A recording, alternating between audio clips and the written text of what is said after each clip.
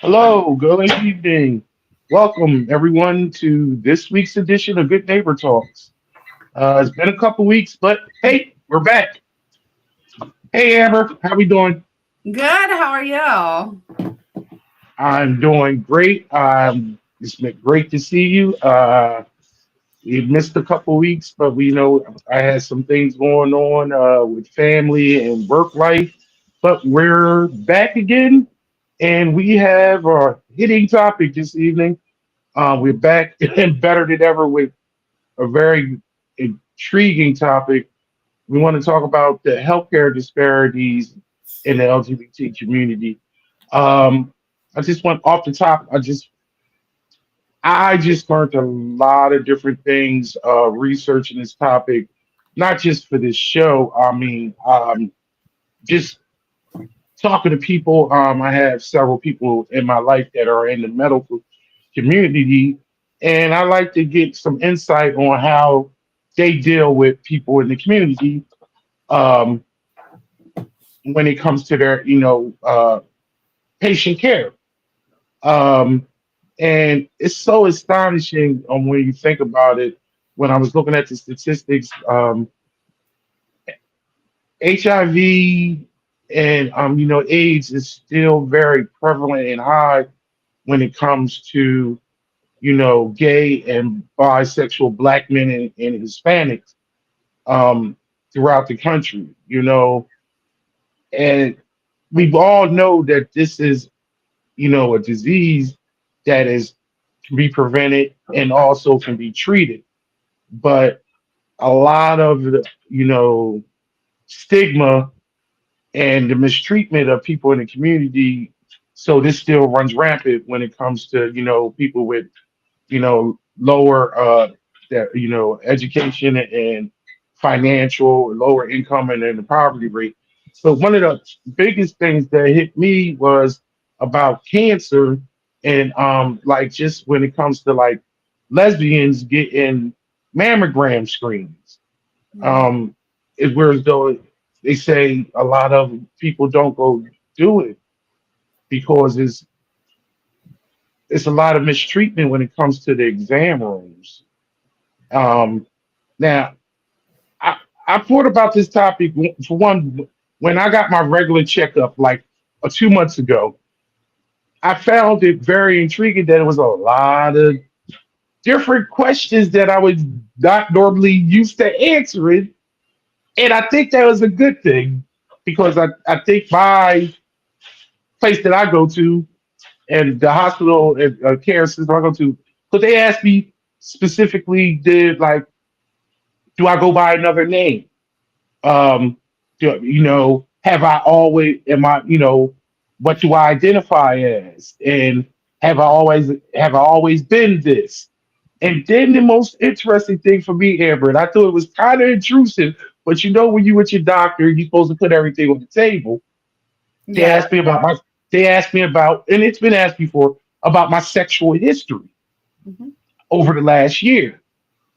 And I told them it was a little bit more comfortable saying, I had only had been in a monogamous relationship in the years past. When I had to say it was numerous people, it was a little bit different. But I found it very interesting for me that we went through this and they asked those questions that was more related to somebody if you were possibly in the community so they know how to approach it.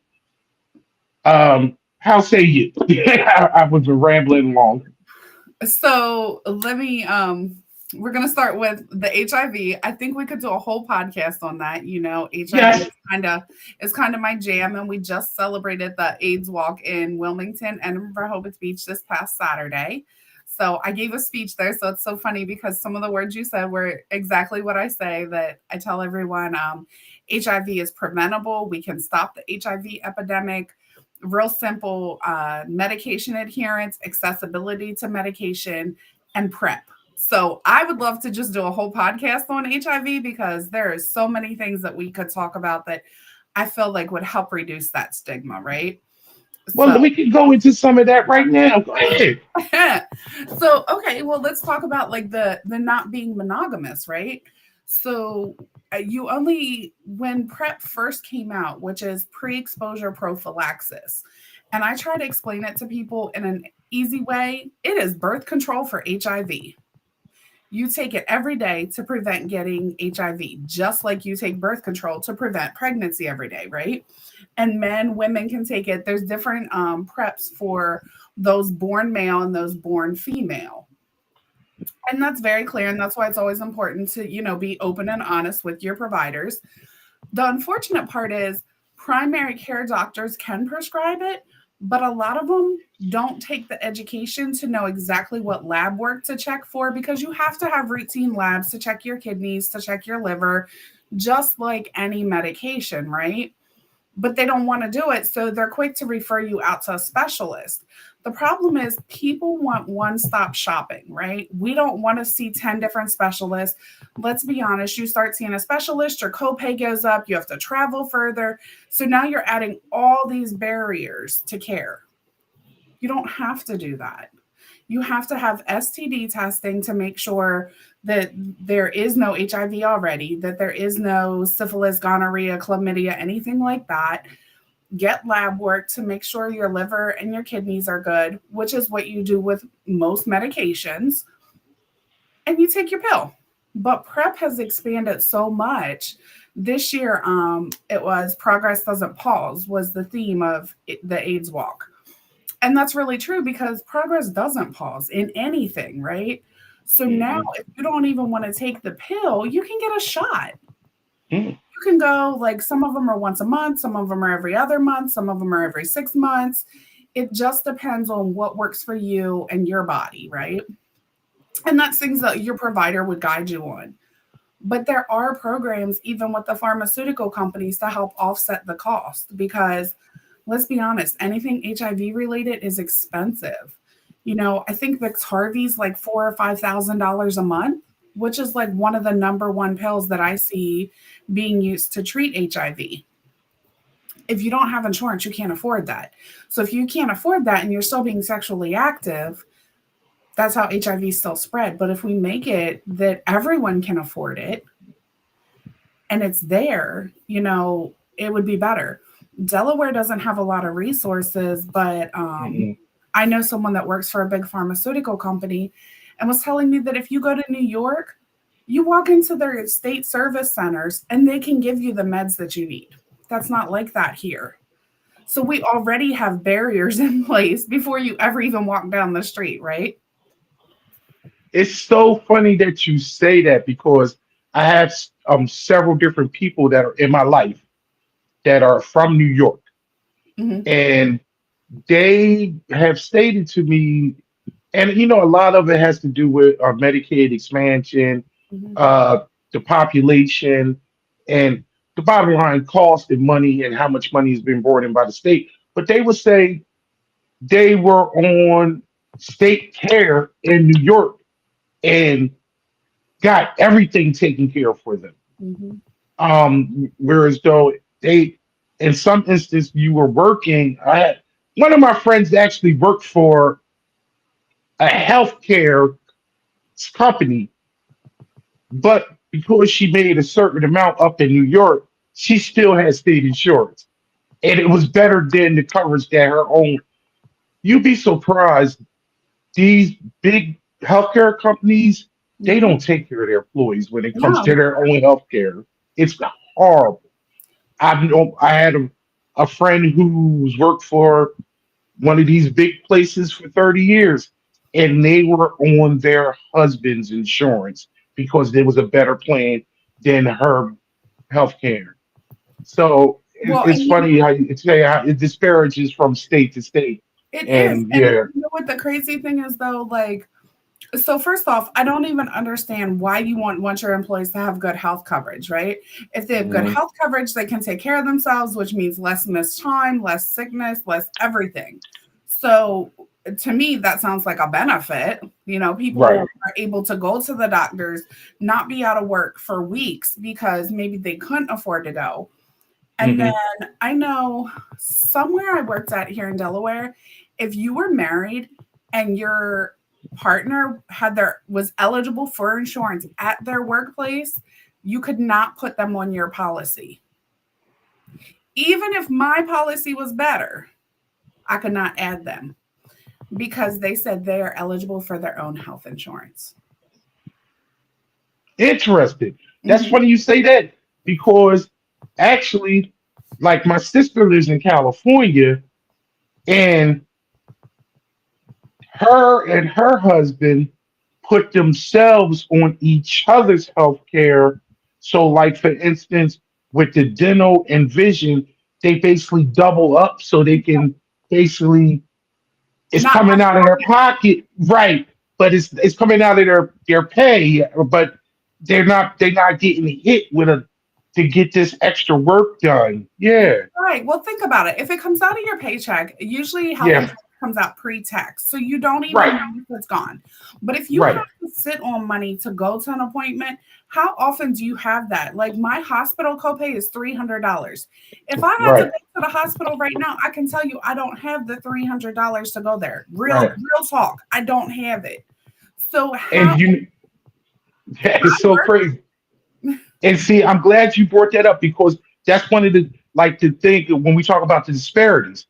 When you talk about delayed care or cost, you don't you like yo, you sit there thinking like, mm, do I really need to go to the hospital, or do I?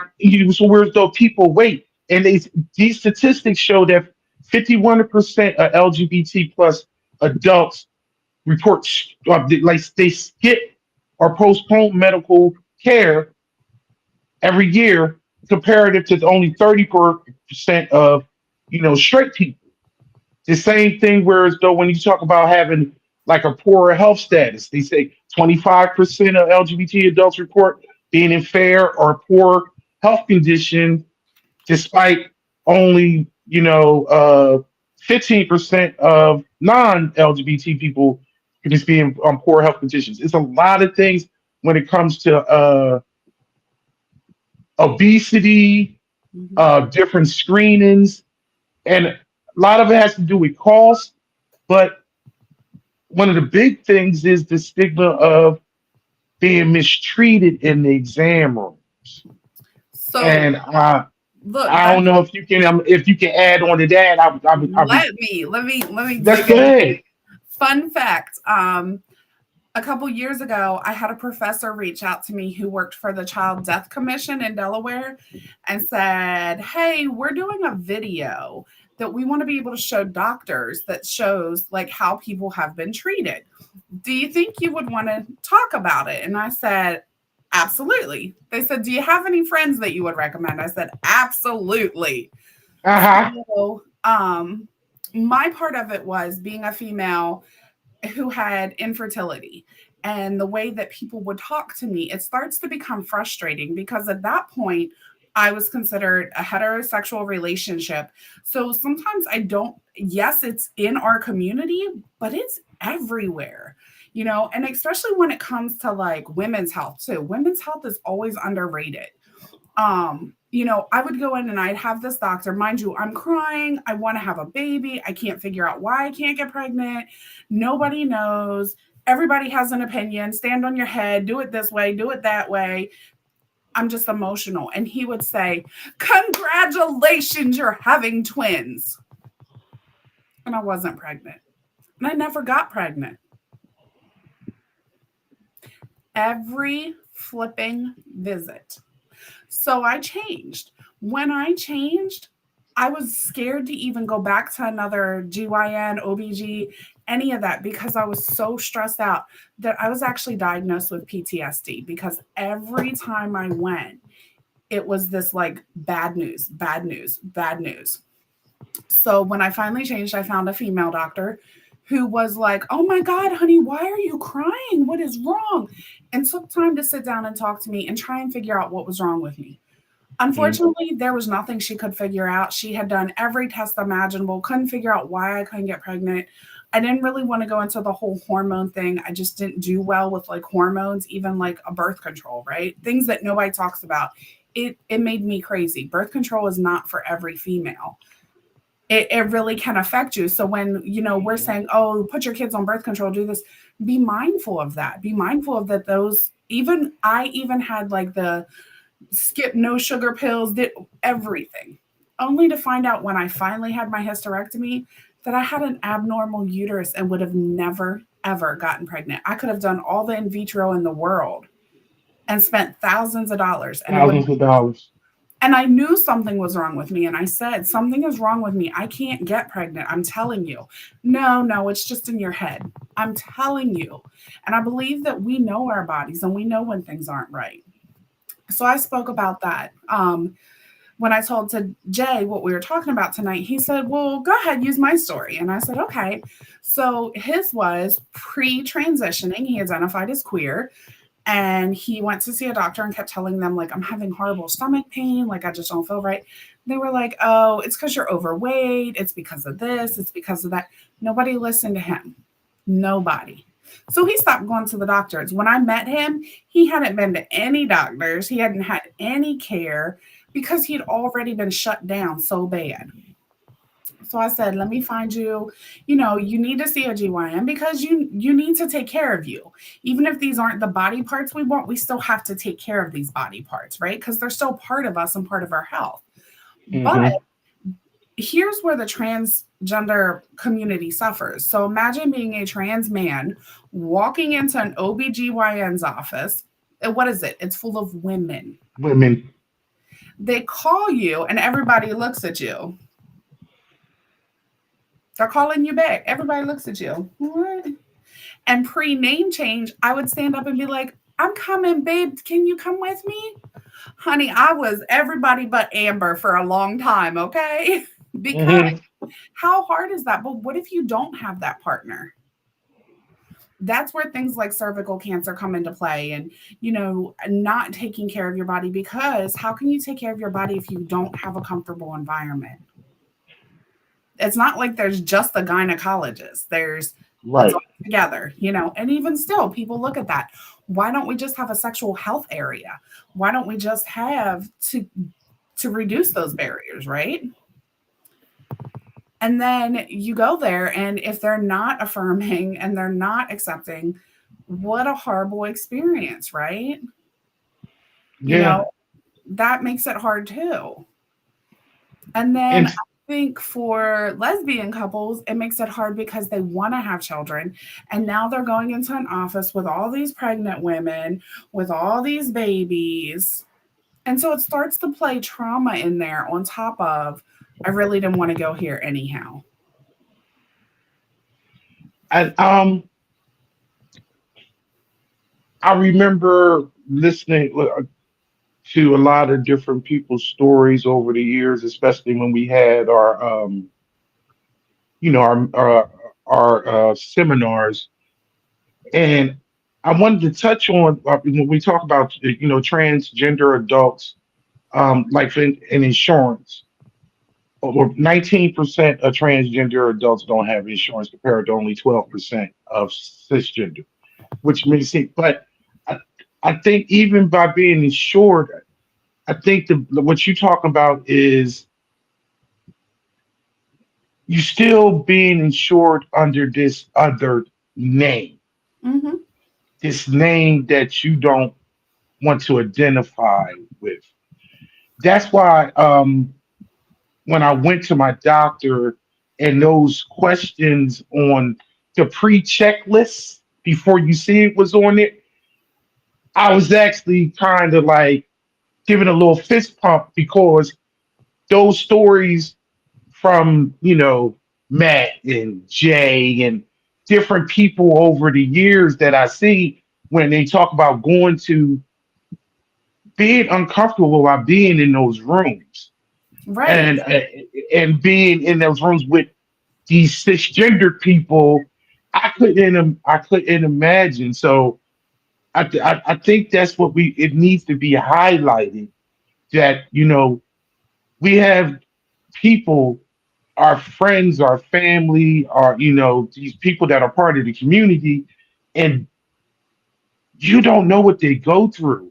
It's been so many daggone people that say they've had one bad visit in the exam room, and then they just like you said, shut down. They don't go back to the doctor, and it takes somebody like their partner to force them to go see somebody else. So I just hope that And we're here's better as a society now I than years ago. I think to some points we are. Um, Mhm. here's the thing too. So when Jay finally went to the doctors and he finally had part of that affirming surgery and, had the hysterectomy. Come to find out his stomach pain was because he had an appendix that ruptured. And he had a lot of scar tissue and it was wrapped around his bowels. And that's why he was having all this stomach pain, was because there was something really wrong. But this other doctor just disregarded him and he never got And treated. do you think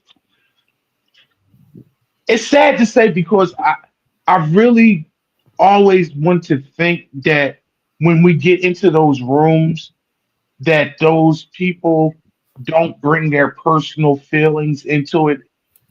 And maybe if they feel some type of way about a certain race or certain identities or sexuality, that they stick to the reality of what the medicine's supposed to say. But I don't think I think that's really just dumb to actually hope and believe that somebody's totally going to be that way. Right. Because I even when you're talking about when for your case when they saying it was in your head, that just sounds like some misogynistic man just saying, "Delulu, this woman is just delirious." You know what they and the craziest thing back in the day, you know what they used to say when a woman was having some type of issues or whatever, that they just needed to get laid. Yeah. Yep. That was the cure. If they were That's nasty, what's if wrong they with you. were smart or fussy, it'd be like, oh, she just needs to get laid. I've heard that. So Yeah. I wanted to share. Pierce put in our chat and said that they had went to the women's center at a local area on Tuesday, and the doctor lied and said that Smack couldn't come in the room. And Pierce said, I snapped on her and made her go get Smack. So here's the thing. Sometimes doctors try to do that and say, oh, they can't come in the room. You can't do this. You can't do that. Legally, you are allowed to have a support person with you. Oh yeah. So for not even just for women's care, just for care in general, you can say, "Oh no, that's Yeah. my support person. I need them. I want them with me." But they love to do that so that when you're alone, sometimes I feel like they belittle you. Maybe it's not intentional, but it happens. And if you're a sexual assault survivor or anything, to have to go and have any type of exam, that is traumatic. Not even just a gynecological exam, an exam in general where you have to take clothing off in front of someone. Like, we're supposed to be proactive, not reactive, and that's where trauma informed care is so important. And providers really need that. And that needs to be like a refresher constantly, because I think they forget that.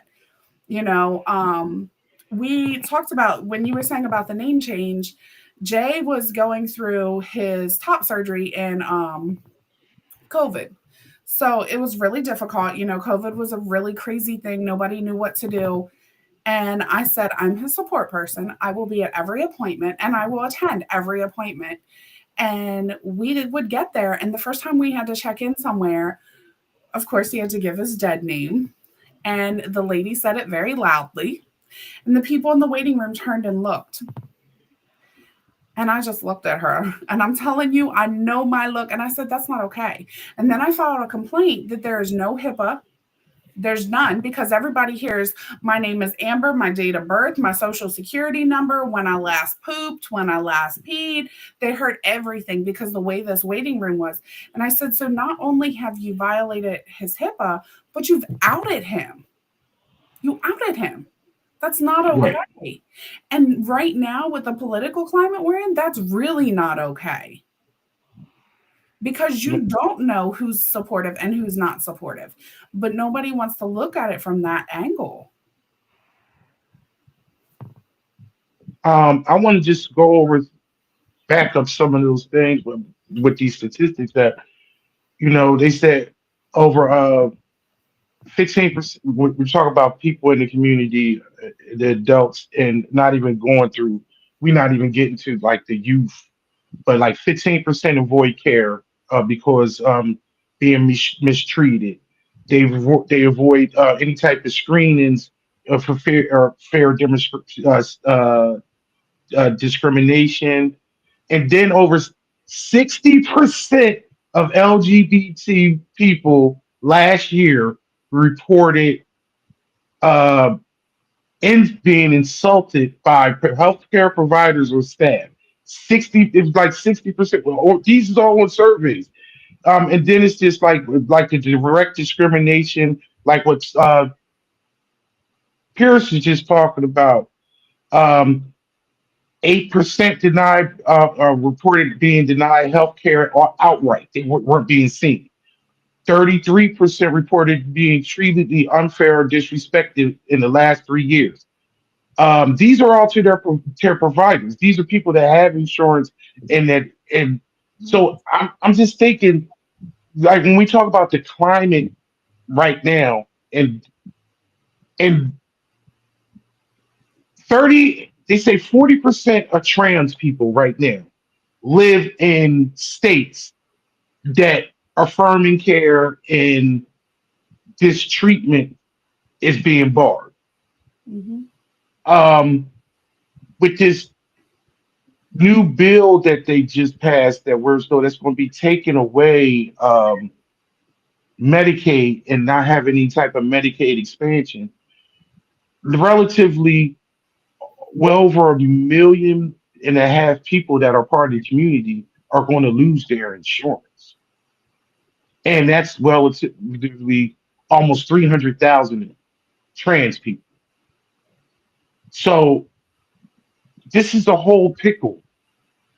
And it often says, when it rains, it pours. And so it's like a lot of times when you are marginalized group, it hits you even more. Mm-hmm. Absolutely. And this is exactly what's going to happen in the upcoming future to people in the community. Right. So, I mean, and like you said, providers now have the right to refuse care. What happened to the oath? Like, what happened to that? That just went out the window. Suddenly, we don't care. Yeah. Um, and I think that's wrong. If you became a medical provider, you became a medical provider to help people, right?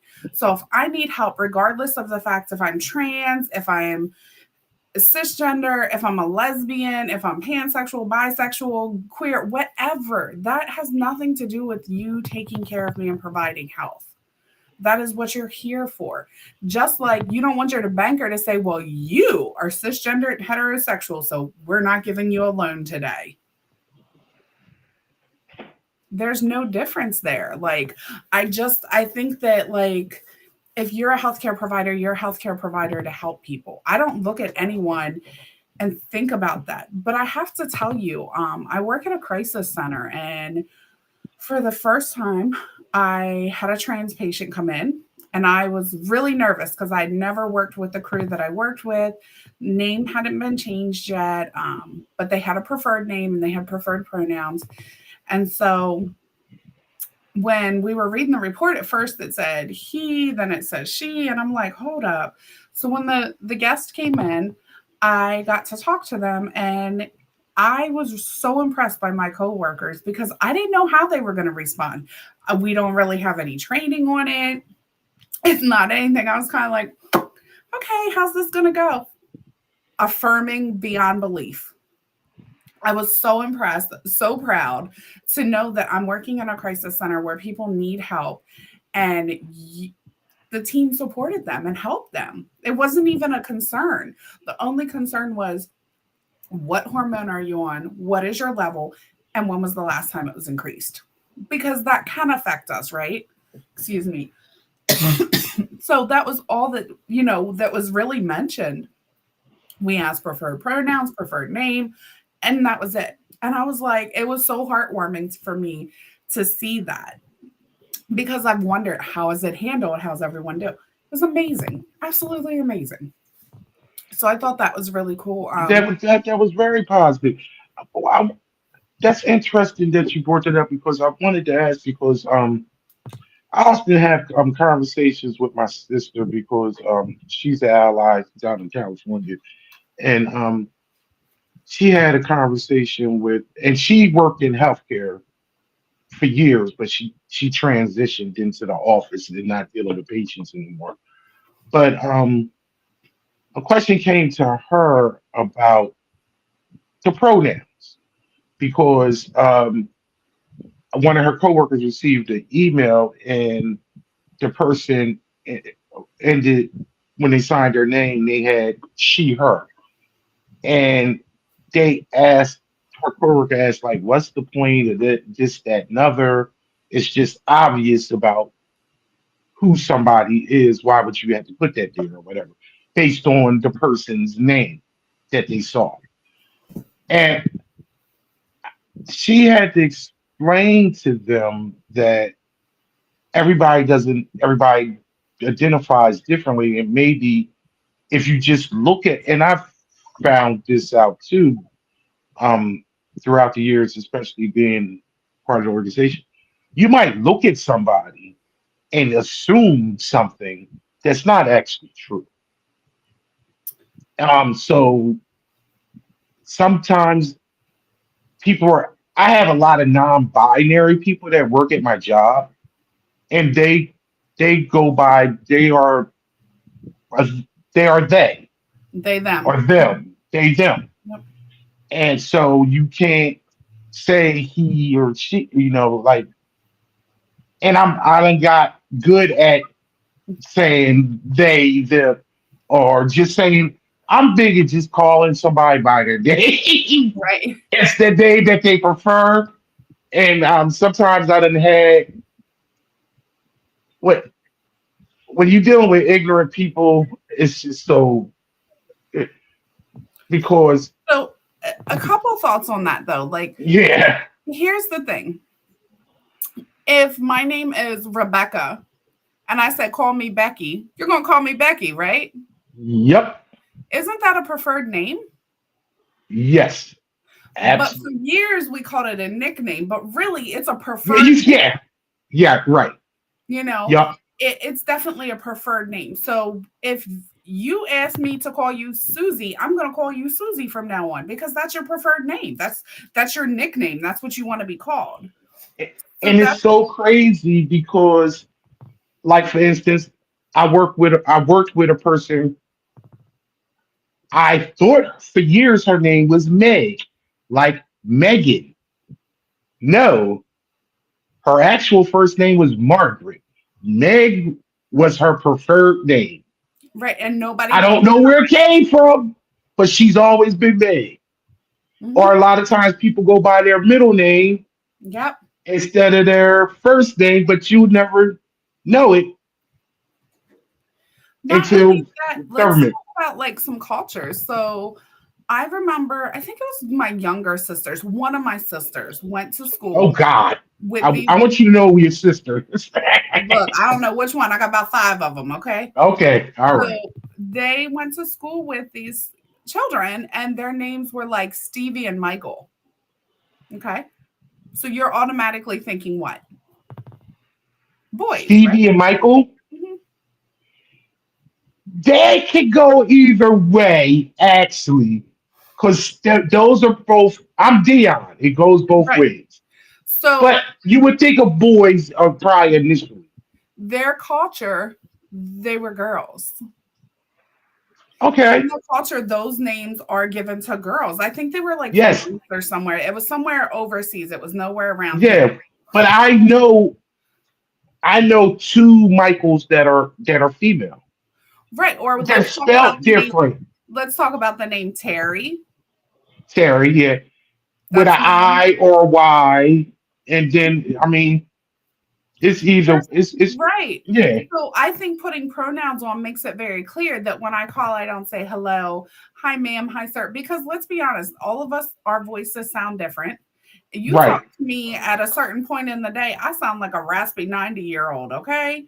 right. If I don't feel good, I sound horrible. You wouldn't know if I'm a man or a woman the way my you'd be like, ooh, girl, you okay over there?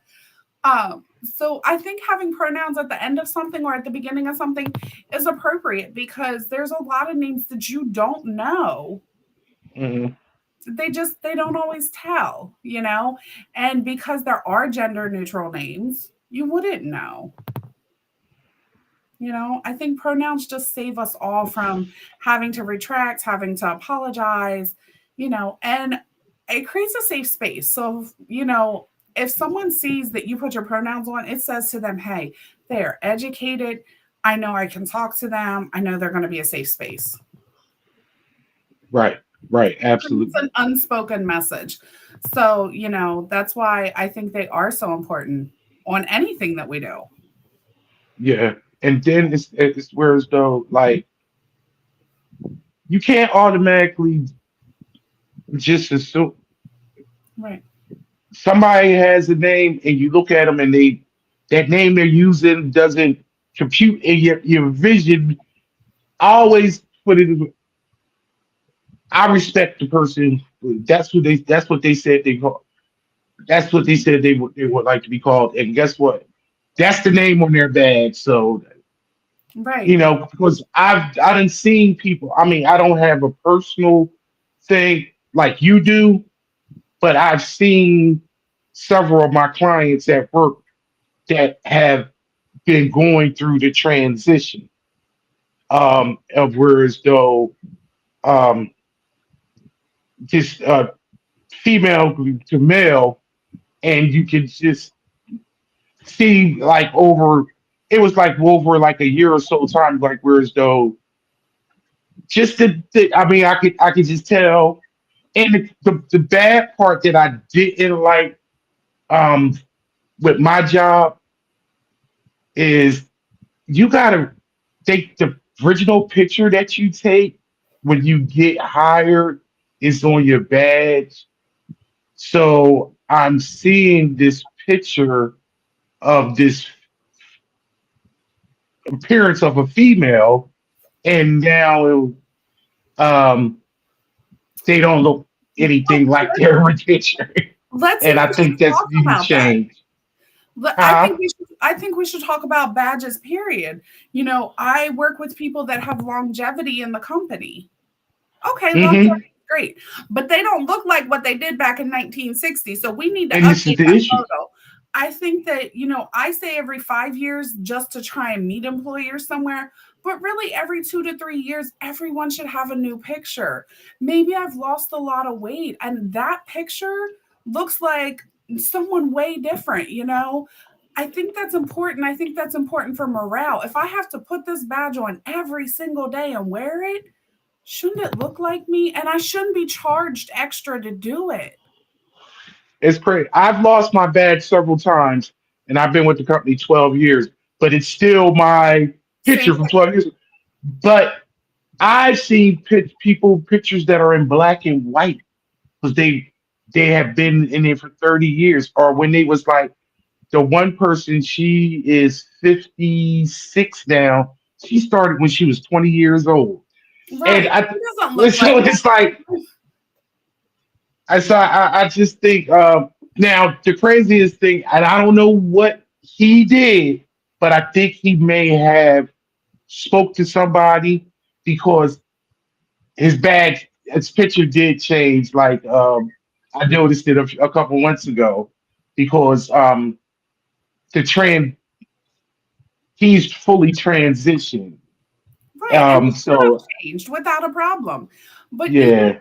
so that should change without a problem. But even like the one company I work at, a bunch of the girls lost a lot of weight. Like a lot of Hmm. weight. And their badges reflect them at a heavier point. That might have been a really traumatic, trying point. If we are supposed to be a trauma informed society, then why are we not being proactive? Why would you want that stress on someone? Why would you want someone to have to look at a picture that was maybe a bad point in their life? Not even just as a transgender person, right? Having to look at someone that you never felt you were, but as someone that, I'm heavy, I've struggled with my weight. If I've lost a significant amount of weight, I want my badge to reflect that. I don't want to look at the person that I once was and Hmm. my struggles that got me to where I was. Yeah, absolutely. Um, I want to hit on one thing that just infuriates me, but we are at an age, and we already said about the climate. We're in a climate now where as though it's legalized discrimination Hmm. against LGBT people when it comes to their health. Over 25 states have enacted or proposed laws to restrict, ban access to gender affirming care for youth, criminalizing it, what is considered medically necessary, because everybody in the medical field, the important people, the doctors, and what they said this is something that is safe and is good for a person around, because we already know that the the mental state of people that are trying to be in transition, and just being part of the community,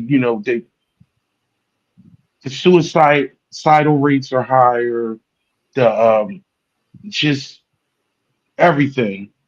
And it's basically been these providers are being legally backed. And even when it comes to religion, you can use your part. It's because I'm not going to serve you because you are against my religion. And these are laws that are being put on the books. Whereas though there is no true equality. Mm-mm. If you, I thought we separated church from state. That was in this constitution, but it seems that a lot of times, and I get so offended when people fall back on their only reason why they dislike people in the community is because their religion. This book tells them that you are evil. Their book tells them And I'm sure you have a lot to say because you were brought up in a cult. right? So their religion tells them a lot. But the problem is, it is their interpretation or their pastor's interpretation or their bishops or whoever. And that's great.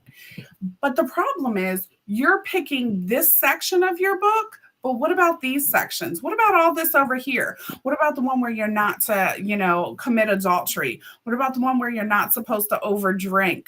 What about the one where you're not supposed to judge unless you live sin free? What about those? You ain't supposed to covet your neighbor's wife. Right.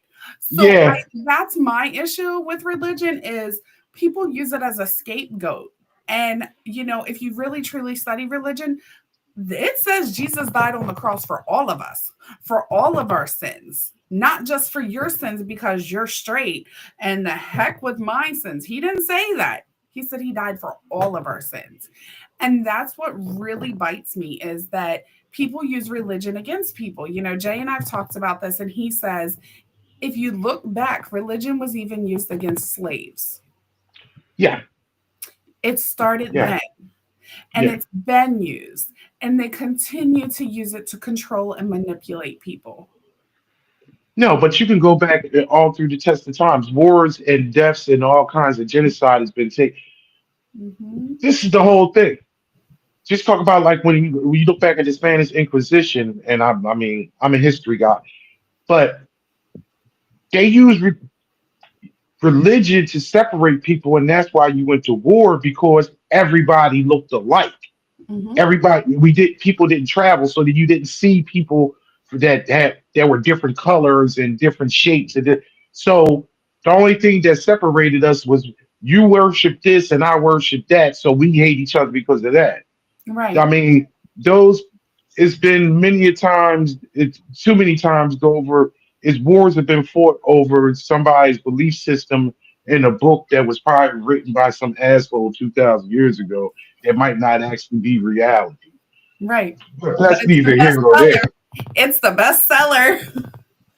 Yeah, it often is. Yeah, you know, Um, and I don't condemn religion. I believe that everyone has something I they believe in, right? Some people yeah, believe in God, some people believe in the universe, some people believe in everyone has something they believe in, and that's okay. It is not set for any of us to judge another person's religion. And that's the I problem. I think I totally agree. I just have an issue when people spit hatred and they blame it on a religion Right, because because I don't remember any nowhere did God say to that do that. says that Nowhere. you allowed them to hate somebody. Nowhere. God said to turn thy cheek 7 times. And So I thought we were supposed to love thy neighbor. right. So when they start doing that, it's funny because a lot of LGBTQ people may not attend church, but they are educated. And they're And educated on the Bible because most of them, I find that a lot of them have come from religious backgrounds. mhm, And people have mhm, used religion against them, which has pushed them away from religion. yeah, And that's not always a good thing. I'm a very like in the middle, raised so many different ways that I believe that if you want to believe that, that's okay. If you mhm, want to believe that, that is okay. But I believe what I believe and you believe what you believe, but that doesn't give either one of us the right to judge each other or be nasty to each other or right, deny each other services because of that. yeah. You know? And I just think when it comes to, it's just the whole people thing, where as though you're supposed to put your oath over your personal feelings. I mean, The the first simple fact of rule the we matter, do when no what harm. happened, right? What uh they John Wilkes Booth assassinated Lincoln, and then the doctor tried to set his leg. Wilkes Booth, because that was his response because he was injured. It didn't matter what that man did; he still was supposed to take care of a patient, no matter what. And I think we get too harped up into people and people's personal lives, and what does it matter who somebody sleeps with or how they identify what does that have to do with their medical care? Right. That's just the same as we're not supposed to care. You're not, if somebody is in that room or in that hospital or this, that, we're not supposed to try to figure out, well, I'm not going to do anything till, how are they supposed to pay for this? Right. That's not discussed. They're in the room now. Hmm. You take care of them. You give them the best advice. There's no, you wipe all away any type of personal bias, because all, I'm looking at a person, you looking at the diagnosis, the test, this, that, and other. Boom, this is what we do. Somewhere I think we lost sight as a society that no matter what, everyone is a human being. I think we've lost sight that we're human beings. We're all human beings. We all deserve to live. We all deserve to have equity and accessibility to all the same things.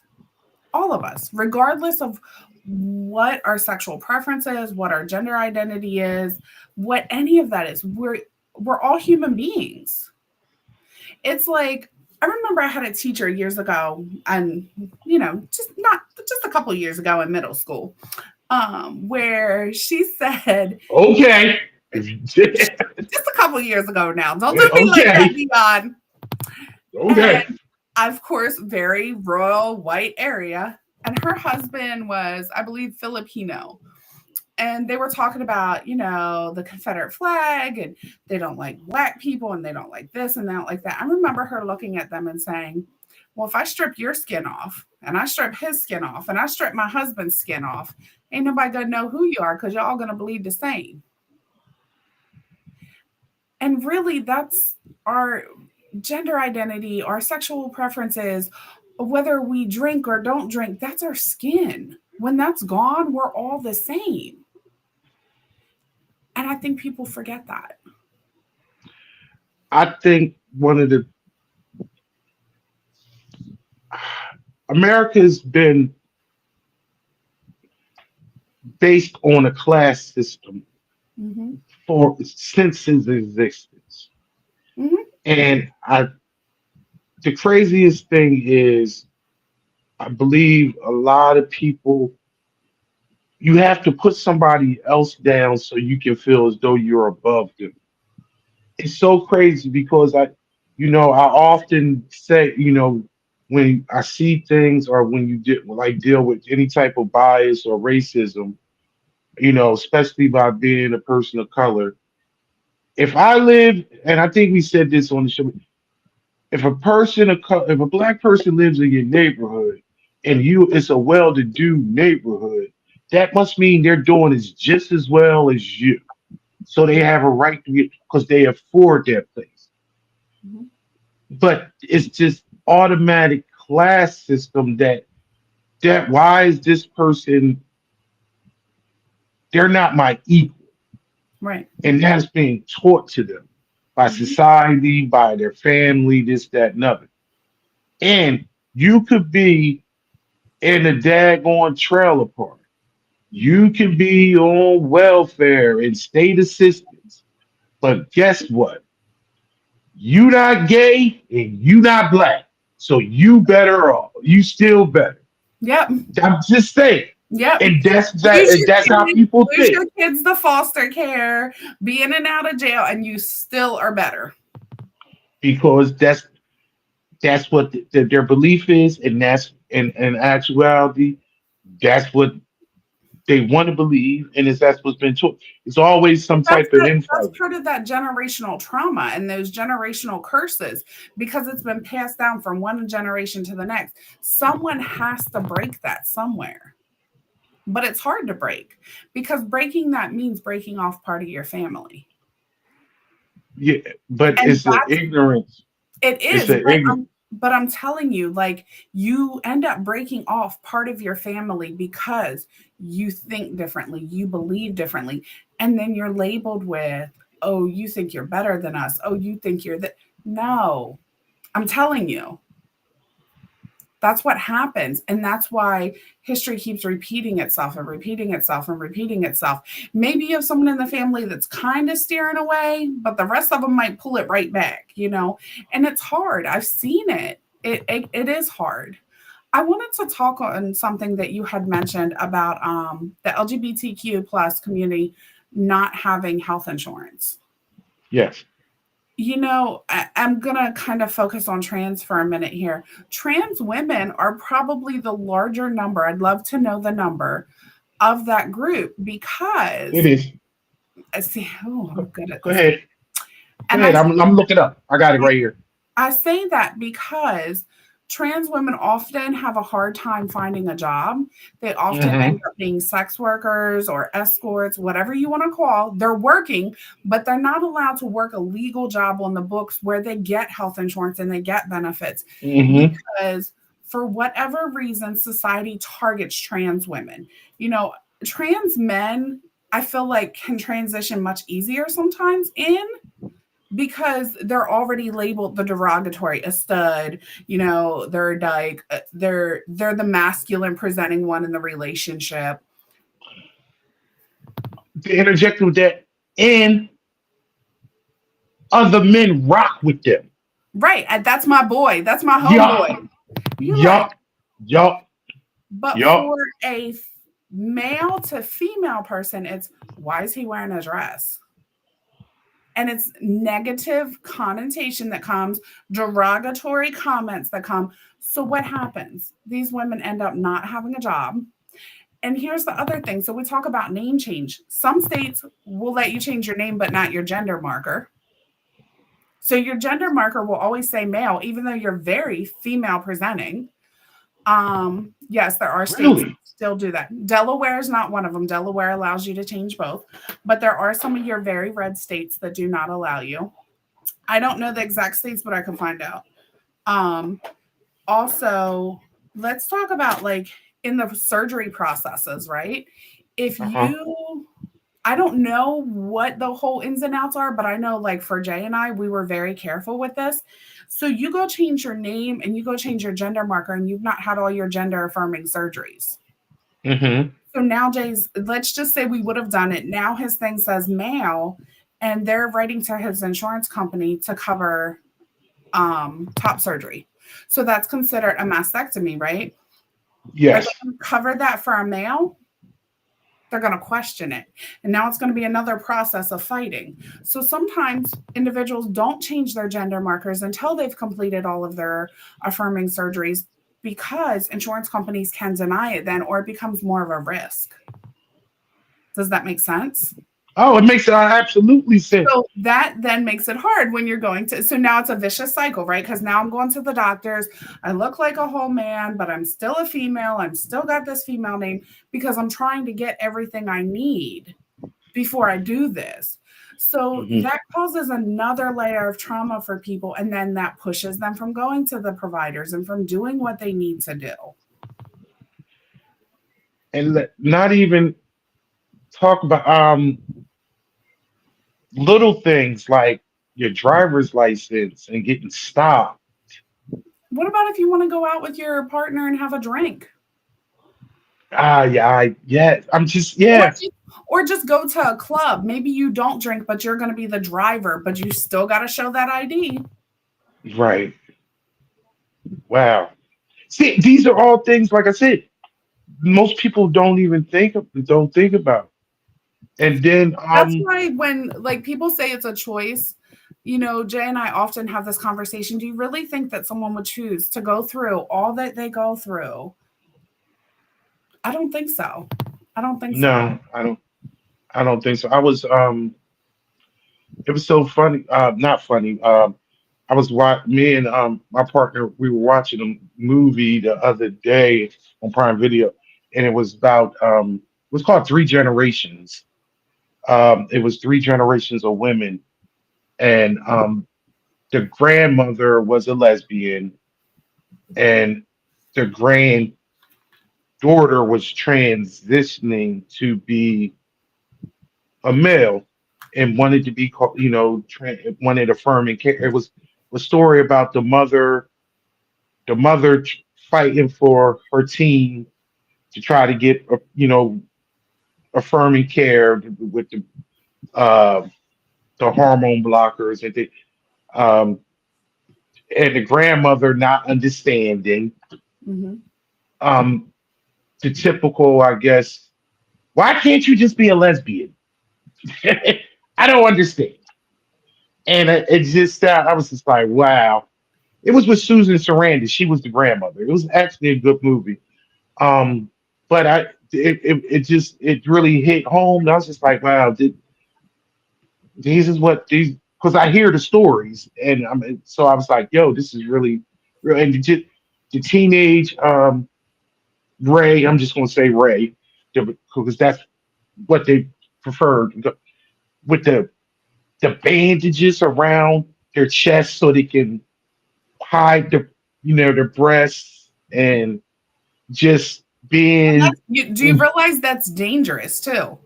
That's is it? called binding. So that's called Yeah. binding. And the tighter the binder, the flatter the chest, the more masculine presenting it is, right? Yes. But to bind for more than I think is it 8 hours? I think it's 8 or 10 hours. You put your body at risk for blood clots to develop Wow. pulmonary embolisms. And I can tell you, Jay has binded sometimes that I was like, if you don't take that binder off, I'm going to cut it off because it was dangerous. But he needed to wear it because of where we were going, what we were doing, and he hadn't had top surgery yet. Some people use ACE reps, which is very dangerous because we know that ACE reps tend to sometimes tighten more, loosen more, like, and so they'll do that. They'll put a binder on over it, and a binder is literally like a tank top, but it's a compression. So it kind of like pushes everything in. So think of like a tummy slimmer or something, but it's for the chest. So it's very tight on your chest, which is very tight on your lungs. So it's very dangerous. So my thing is, if your child is willing to take that risk, why are you not willing to take that risk for them? Mhm. I would rather see a child happy and alive than self harming or dead. And I think Yeah. that's the problem. Yes, it really is. If I you don't know. allow your child to have surgery because they're not of age, okay, but putting them on hormone blockers, you're just blocking it. They're not going to go through puberty. But in the long run, if they go through puberty, now they got to go through voice training to try and sound more feminine, to try and get to where they need to be. And you've delayed their process. You've delayed it. And most of the time, when you're like, oh, my child's bad, my child's this, my child's that, sit down and talk to them. Like, why are they?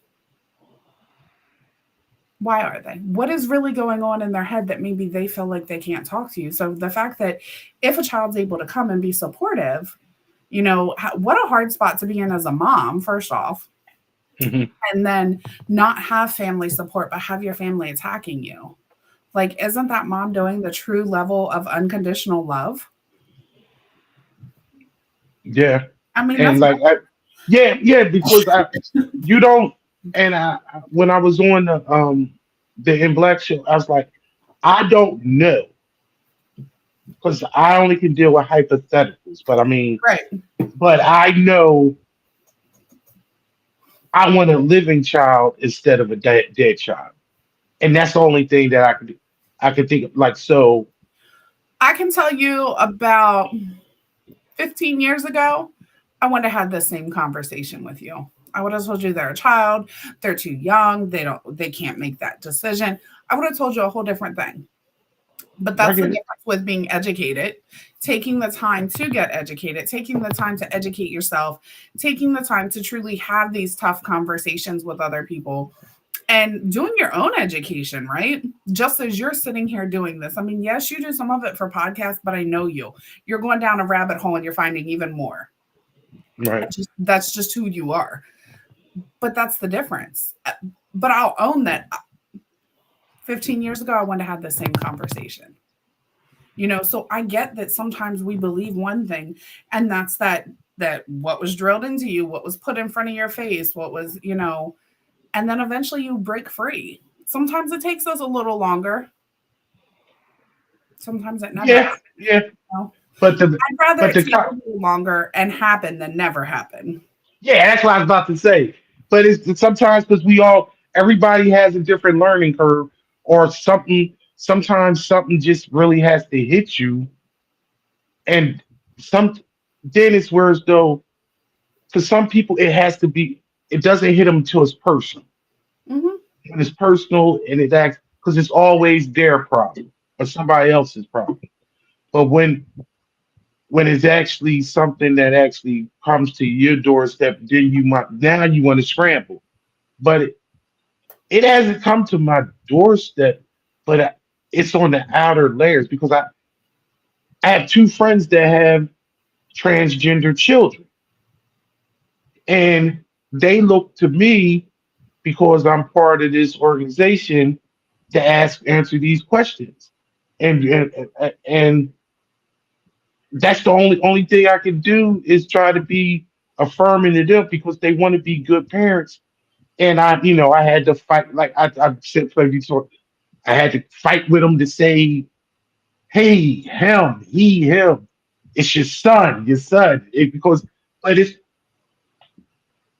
they're good now, but it's like it's just hard to deprogram yourself and try to see something uh, your child for who they are instead of who you wanted them to be. Or who you And I want to think be. I think that happens in a parent's life no matter what. Hmm. I had a struggle with my youngest son because I was big on all my kids go to college.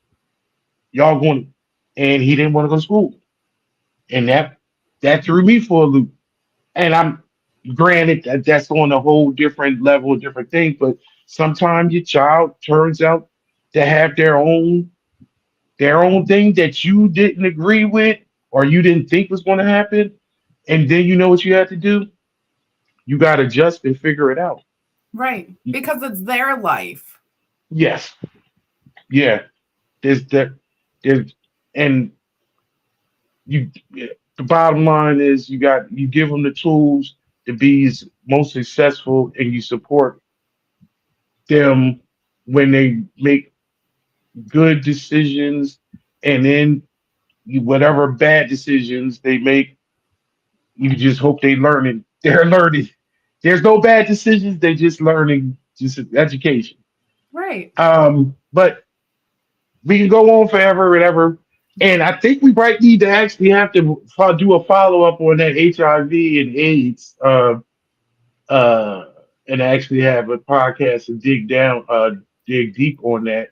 That Yeah. sounds So interesting. the other week, I was going to bring someone on that actually works in the community, and I think we should still bring her on. I think we should bring her on together. I think that would be Okay. really good.